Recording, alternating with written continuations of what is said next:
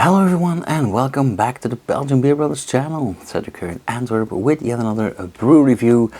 It's another day, so another barrel-aged collab by Vandestreek. And let's check out who we are collabing with today. We still have Kees, Lehe and Bronckhorster. I'm just gonna cheat in the lid. Bronckhorster made a triple black IPA. Aged on cognac barrels.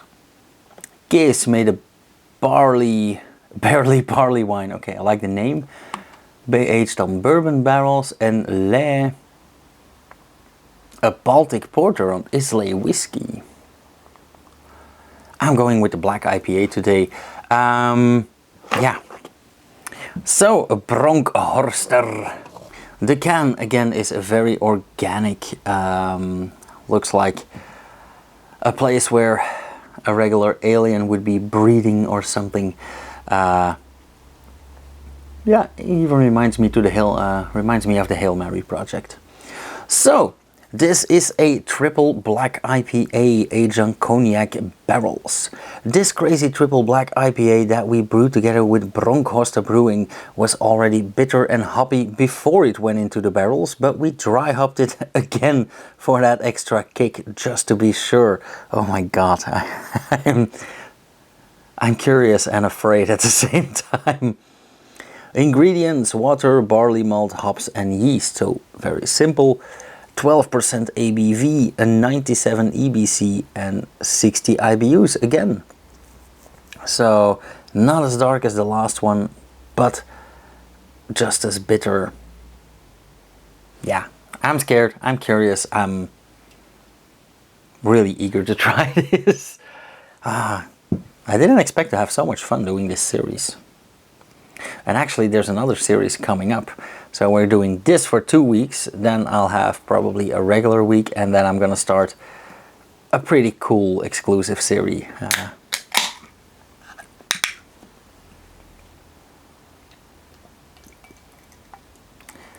That is black.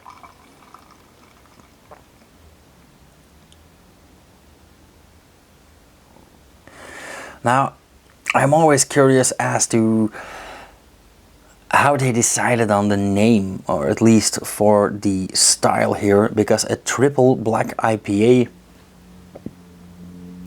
is it like starting out with a triple with roasted malts, or is it like triple hopped and roasted malts for the black IPA? Why is this not a dry hopped stout or porter? So I would love to talk to the brewers of this thing. But for now it's a 12% ABV, so let's say it's not just a triple, but it is freaking black. I would call that black on a good day. IPA, because of course it is triple, or it is dry hopped, and even though they only mention barley malt, I think that we can make sure that this holds a lot of roasted and maybe even burnt malts. So not a lot of foam stability, not so much, meaning they probably added some hops that are rich in hop oils maybe, or because this is a very protein poor beer, but probably a combination. Ooh, the scent is very thin. I really have to work to get the aroma out of there. Yeah, very stout-like, very porter-like, so roasted malts all the way. I do get a bit of hoppiness, but not a lot, so either they used some neutral hops, or at least aroma-wise, or they just stuck to bitter hops, and not necessarily aroma hops, or the roasted malts are just so dominant that the hops don't shine through, or again a combination of both, and that will probably be it. Truth is always somewhere in the middle. But for as far as I get aroma, It does smell pretty nice. So let's have a taste. Cheers.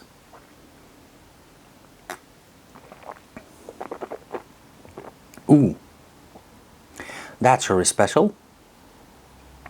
First off, the mouthfeel thinner than I expected, meaning it is absolutely not thin, it is not watery, but it poured a bit quicker than the other ones before, so it is not an oily stout, but it does look like it. So it's a bit thinner than expected, but still very well rounded, very creamy in the mouth. Flavor wise, yeah, roasted flavors all the way, of course.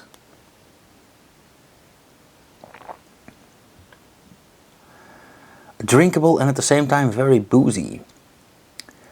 I do get some hoppiness in there, so I'm glad that they added extra hops just for the extra kick.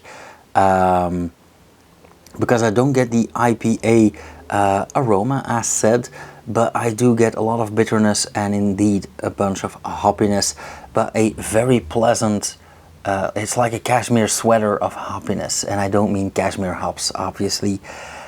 The cognac from the barrels does shine through. It's actually really present, and it's also very boozy, very warming. I actually felt every drop going down when I swallowed, so it is really boozy.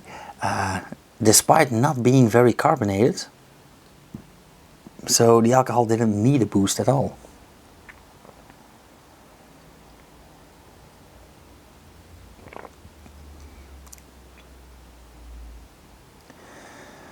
I'm actually getting some vinous flavors as well. So besides the cognac, I'm getting a very tiny bit of wood, but I wouldn't necessarily say this is barrel aged, because that hop is a bit in the way, except for one detail, and that is I'm getting some deep red wine aromas or flavors as well, and that goes hand in hand with cognac barrels at the same time. So yeah, again, very interesting.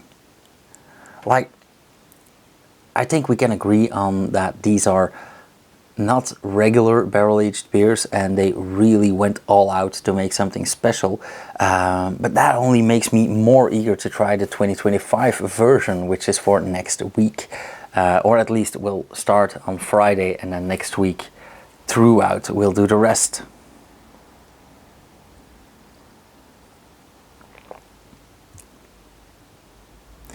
Okay, this is nice, but very much, how should I say this, heavier flavor wise, so heavier than the last one. I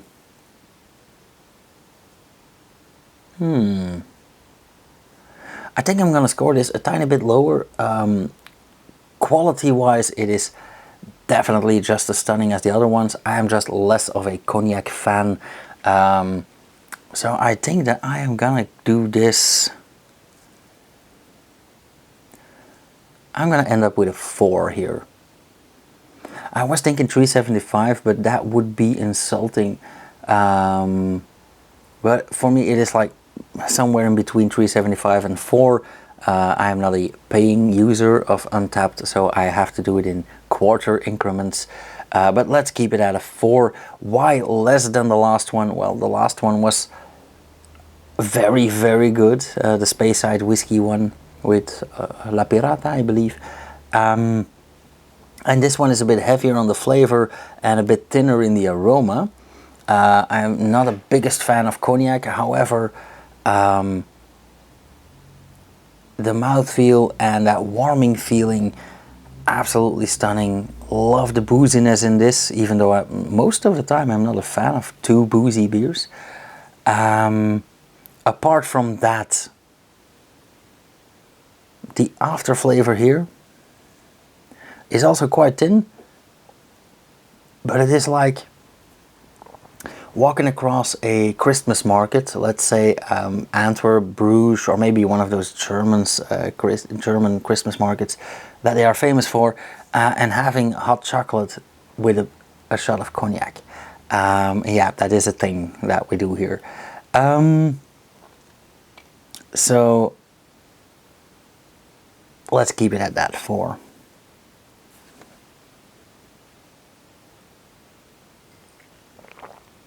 Yeah. So, if you guys like this video, leave a comment down below, hit the thumbs up. If you want to support this channel, trick the algorithm into thinking that we are awesome and showing me more, share a video, support me even more by visiting the Patreon page, and for the low price of a beer per month or even half a beer per month, you can support this channel and I keep doing this. You can also subscribe to the newsletter, that is free, and I'll keep you posted on coming events. And apart from that, I'll see you guys in the next video. Now, if you don't want to miss that, subscribe and hit the bell icon. You'll get notified whenever I upload something, which in this case should be tomorrow. Cheers!